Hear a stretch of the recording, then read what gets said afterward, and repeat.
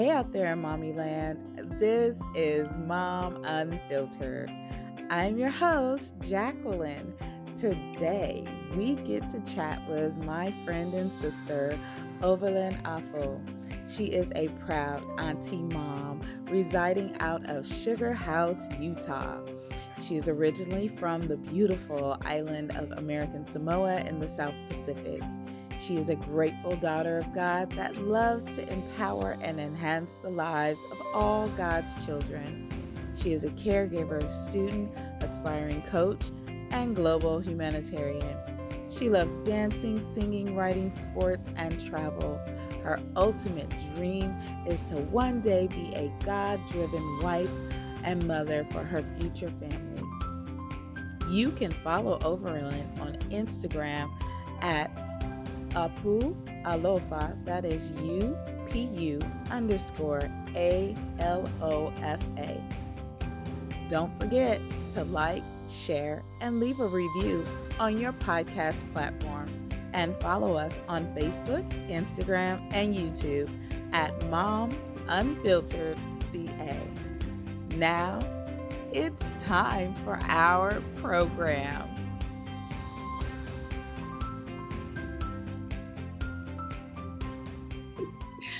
Hey, moms out there. It's your host, Jacqueline, and I am here with Overland Afo.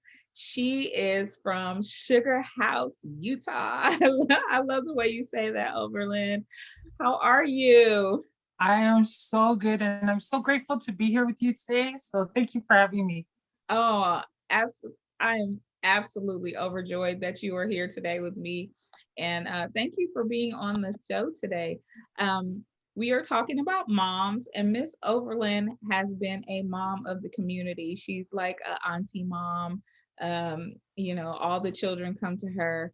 And because of that role that she has, I really wanted to talk to her today. So, how do you like being a community mom? And explain that to us what a community mom is. So for me, community mom means that whenever I see a kid, no matter how old they are, I reach out to them, and whether they're blood related or not. And the blessing of that is because for me, kids always need love. They always need the encouragement, the affirmations. So that's why I love being a community mom, an auntie mom. Now, if you guys talk to my nephews and nieces, they'll be like, she's a mean auntie mom. But I love being known as that because growing up, everybody gravitates to the cool auntie mom, and are always like, "Ugh, that mean auntie is so annoying, blah, blah, blah." But for me, as I got into adulthood and I looked back to my mean aunties, I'm so grateful that they were mean because those are who I learned how to discipline, how to listen, how to put things in order. The cool moms did that too, the cool auntie moms. But for some reason, the more meaner auntie moms, you remember them. Mhm. And so I don't take it as an insult because I used to be like hurt about it. I'm like, I want to be the cool auntie mom because my younger sister is the cool auntie mom. But I'm grateful. I take on and like own it that I'm the meaner auntie mom. Right. Right. I I'm a cross between. I have a nephew that I call son. Hmm. When my sister worked and I didn't, I watched him while she worked, and vice versa. When she wasn't working, she watched my children. So we were like both, but I was always the disciplinary, and but I always took him places. So even now he's 16. Wherever we go, if I go out of the country, he's going with us. Wherever family vacation we go, we include him on the family vacations. Plus, he's the only child of my sister. So uh I take him everywhere. I have four. And so he's look, Your what is fifth. another mouth, what is another child? So yes, I understand what you mean by the mean one. Yeah, because I'm like, you better be getting good grades in school. Come here. I'm always chastising them. Exactly. But he's always he listens to me when I talk. If my daughters try to call him and he doesn't answer the phone, I when I call, he always answers. So I don't get that. I don't get that That's from so him. awesome. Yeah. So in your quest for being an auntie mom, what was like a come to Jesus moment that you've had with one of the children that you've encountered that you just was like, you know what, Lord, I need your help in this. I can't do this without you. Like, help me through. Yeah. Um, I would have to say my niece, she's the oldest, Mhm. and she's like my mini me, but she still uh is closer to the other auntie. And as she is growing into becoming a teenager, she's starting to show that feisty side and like mouth off a little bit. But she's such a good kid. And so she's in a blended family right now because her parents are not together. And so we only see her on the weekends. And so when we have all the grandkids and I'm like in a mood, I have to constantly, for me, be aware of her feelings because she's the only girl. We have another one, but she's only a baby. She's only like one, and she lives in Chicago.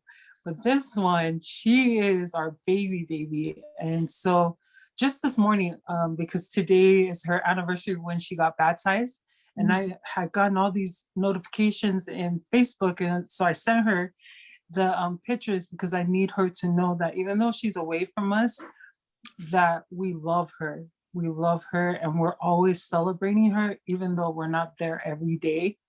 And I'm very long-winded, so my text was like novels on novels. And I know she was probably like, oh my gosh, is this done yet? But that was my come to Jesus moment because I never, as an auntie, want to miss those opportunities and be so in my single life and like working towards having my own family that I don't reach out to her and let her know she's loved. Aw, Yeah. good auntie. How about a child in the community? Is there a time that you had to step in and just be that mom figure for a child in the community? So I used to work for this autistic school, and I had the elementary kids as an aide. And there is this one kid, he's so cute, but he would never verbalize things. He'd like, and he's a lot like my brother. My brother's not autistic, he has cerebral palsy, but I could relate to him because his body language and his mannerisms were a lot like my brother's. So when he would act up with other aides, I would just like go over there and like work with him, and he would give me a hard time too, but he I believe he related more to me because we're both Pacific Islanders. So he was able to like calm down where other aides would have a harder time. And so, yeah, I love that kid. But that was my community kid. Yeah. Yeah. Always nice to have like one child that you're like, okay, I know you're not a part of my family, but you're mine. Like Yes, you're yes, mine. yes. And And it connect. was kind of hard for the teacher because they're like, seriously? I was like, hey, it's not my fault that we're the same ethnicity. Don't blame me. So yeah, But it helped. It helped, didn't it? yeah. Yeah. Um, as you are navigating through helping your sister raise her children and being that auntie mom, um, how are you setting yourself up for when you're ready to have your own family? Um, I look at everything she does and doesn't do. My sister, because she's about 3 years younger than me, I'm Mhm. the oldest of five, and everybody's married. And so I just admire her because I saw her through, well, after it happened when she had postpartum and she explained why she didn't like confide in me. So I remember that, like, okay, if I experience that, I want to go to her and talk about it. I don't want to keep it to myself and battle through that. When I see her maybe go a little too extra on the discipline. I like try to respect her boundary of this is my kid. So don't say too much. You can say some stuff because I know my kids love you, but at the end of the day, I'm the mom. And Right. so that's hard as a auntie mama because you want to like save them all the time if you don't agree with their disciplinary action. Um, and then I watch her because even though she's married, there's still that dynamic of co-parenting Mhm. because you still have to like respect your husband and however he was raised, you bring it together and meet in the middle. And so for me, sometimes when he's in the picture, I need to like what I've seen in myself is when I do have my spouse is it's not only my way, it has to be both of us and we come to common ground so we can raise because it's both of our kids. I didn't create the kid by myself. Right. So that's what I learned from my sister. Oh, wow. Wow. And that's big to be able to take those things that you're learning and be able to apply them Yeah. to everybody else. Oh my gosh. Wow. So you're the oldest of, you said, five. Yeah. So were you always the one like getting everybody ready and kind of being like the co-mom with your mom?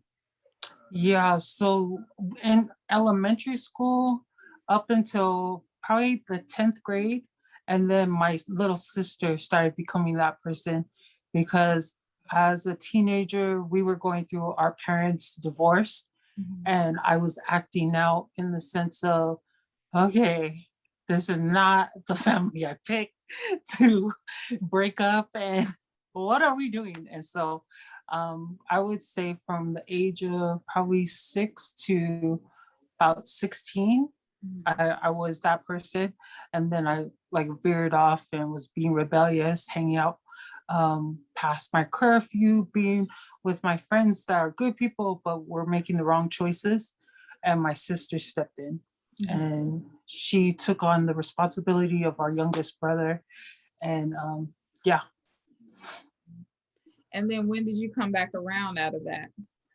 uh, I feel like I'm still in that. 42, I'm still in it. You're still um, rebelling. still rebelling, not submitting. But I came back to I was probably 19, 20 Mhm. years old. And it's just hard because I'm sure with you and your daughter, like we were just talking about, you have your moments with your kids. Mhm. Like mother-daughter relationship is so bittersweet It because is. It is there's definitely. good days and then there's those hard days. And so between, and I'm a daddy's girl, so between that and then being with mom, it's always been an ongoing struggle. But I was 19, 20 years old when I came back. Yeah. Yeah. Started helping out with everybody. Yeah, starting to get it together. God was like, you ain't getting nothing until you get that right. And that's one thing I just want to quickly mention, like with Eric Thomas, he's always talking about the family dynamic. And when he talks about his parents, like when he had his issues with his mom and then his uh, biological dad, that has always been, since I've joined the community, that's always been an example that just it doesn't matter how you start in your family or what your family dynamic is, it's what do you do with it, what are you doing to make it better. So I'm in that season trying to make it better. So what would you leave to all the women who are striving to be moms and taking on some of their siblings' burdens by helping them out with their children and being an encouragement and just being that good auntie mom, or women who are have a heart for the community and the children in the community that is, some children don't have good moms, their moms might be on drugs or anything or things like that, and what would you leave them with so they can have some encouragement that it is possible to be that be that person, that mother figure, in somebody's life, that they can still do it even though they don't have children on their of their own. My biggest thing, because I've gone through a lot of healing last year into this year, I would say to singles who have never had the opportunity to be a mom, don't look at it as it's greener on the other side. Like, just know that this is the season to prepare, like learn as much as you can what it takes to be a mom, from moms, good moms that make good choices, and then the good moms that are perceived as bad moms, but it's really their choices. Choices, yeah. Yeah, it's not them. So learn from that. Know your boundaries, because I used to be really bad on boundaries, but know your boundaries and know that even though you don't have that role in calling officially, operate in it as if you do. So when you do become that person, it's not this whole training day. You're already trained because you've been preparing. And then as far as for whether you're a single mom or a full-time mom, just know that it's never the word just. A mom is the highest calling, like to me, next to wife. Mom is second to wife to me. And so just know that your impact matters. And it doesn't matter, like to me, again, I'm so sorry, I keep saying like to me, but This is how you see the world, and like to you. Go ahead, like to you. I'm okay with that. Yeah. So like to me, for moms, I don't think they celebrate themselves enough. They're always looking that, oh, this mom's doing it better, or I don't have this that this mom gave to their kids. Like, you have what you have and give it. If it's from your heart, it's enough. And so that's my counsel or opinion. That's your advice, and I'm sticking to it. Yeah, that's my story, and I'm sticking to it. So, Overland, is there any other thing you want to let mommies out there, women out there who are wanting to become mommies and wives and things like that? Is there anything else you want to give to women out there? I forgot this. I like all of the roles of being a mom is important, but these are like the unseen moms, the ones that have miscarried. I would just say don't give up. Like, no matter how long it takes for you to have your baby, whether it comes through you naturally or you decide to adopt, don't give up and think that Heavenly Father has forgotten you. God doesn't forget any of us. No matter what we get, God doesn't forget us. So please just know your babies are coming. You have a baby. Your baby is up there as an angel looking after you. Yes, God's not done with us yet. Thank you so much, Overland. I really appreciate you being on the show today. And ladies, don't forget to like, share, and leave a review at Apple Podcasts. And I'll see you next week.